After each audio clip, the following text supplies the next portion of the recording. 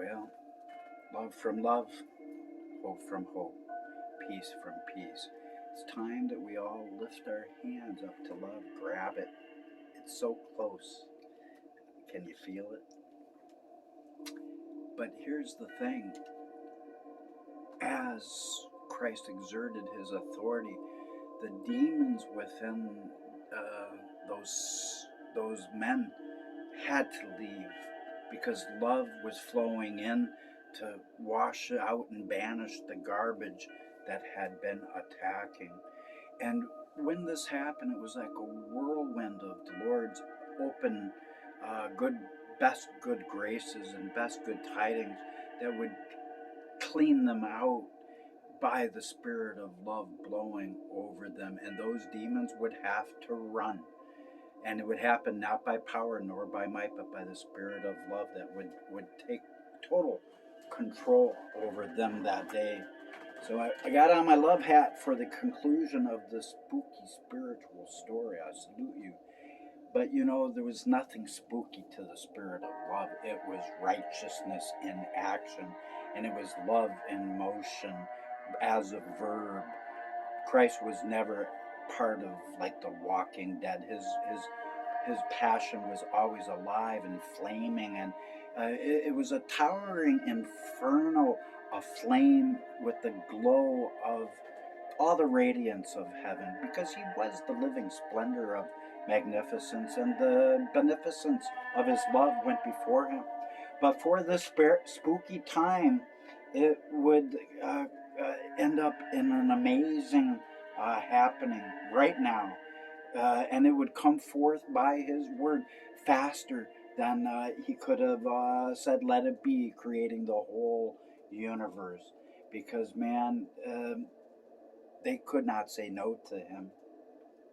And as a consequence of the Son of the Most High stressing his sovereignty over those squirming vile spirits, they knew they had to vamoose.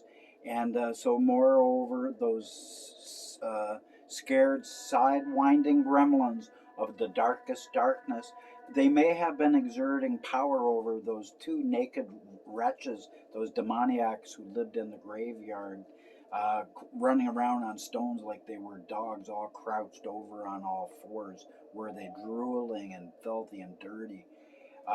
But against Christ's love, they had no power at all, because each of them still had a little small, they hadn't totally committed blasphemy of the Holy Spirit. There was still a little flame of love that was born again within them as they accepted love within, in the fullness of Christ's healing that pierced them. And his word was as the rod of his mouth. And I'm telling you, his tongue was sharper than any two-edged sword and sickle all combined. But they would come to realize in the Spirit that he was the sower of the seed of love who has overtaken his reaper. Therefore, those demons, they were desperately begging him for mercy, even though they never gave out anything close to that after their disobedience unto the Almighty. So it came to pass that Christ was then led of the Spirit to grant their unusual request, not to have mercy on them, not to give those imps the kind of any kind of victory, but to show God's future children of love that his living word was an unmovable law unto those cowering forces of panicking evil. So Jesus Christ was ready to curse those demons, and by the inspiration of his dove of the ages, his most regal eagle of the eons, with talons ready to shred those demons into little pieces if necessary, that was flowing all through him and moving in on the situation to ban those legion away from those innocent victims. So the Lord assuredly knew that those screaming demons, pitiful did they sound, he knew that they would soon be sucked way down into the deepest depths of the Sea of Galilee anyways, where they could never harm those two again. First would come the deliverance of Elam, and then after his friend. And nor would those deflated fallen ones ever again be able to bother that naked man who would be cleaned out. Never again would he ever be able to be possessed again either. And but they were peering down initially at Jesus like half crazed numbskulls from the that tombs up on that rocky hill of Gadara. It was a great cliffside tombs in front of him. And it was then the hypocritical period when those conflicted demonic voices started painfully groaning instead of growling as they would have liked to. But the Lord shut their mouths and constrained them, bound them in heaven, so they would have to pretty well be bound on earth. But they were grumblers. Thusly, it was then to become a moment of absolute obedience unto the Lord's calmest commands. It became the oinking time when those satanic imps would offer Christ no arguments, and the grunting period when those vile spirits would instantly be heading towards the angry, bloody whirlpool of some sadly wasted animal life. For after Jesus quietly said, "Go," that legion was instantly gone forth to wreak havoc within those hairy beasts. And within but a moment of a moment's moment, that maliciously attacked herd of pigs shrieked like no get out as Elam briefly passed out. The victim was rescued right then and there, like the stalest kind of air had just been kicked right out of him, and it was like a green frog that came out of his mouth in the spirit, if you could have seen it. But it was many; it was a multitude of them. And as for those slimy spirits of Satan's legion, they then invaded those cloven hoofed pigs. The beady eyes of those unclean beasts suddenly bugged right out, and their curly tails seemingly stiffened right up, as if some kind of rigor mortis had just cursed them of the spirit. Even their long snouts received the short end of those foul demons' sharpest fangs, as they were sticking it well to those little porkers, like they were about to be roasted over some of hell's hottest flickering flames.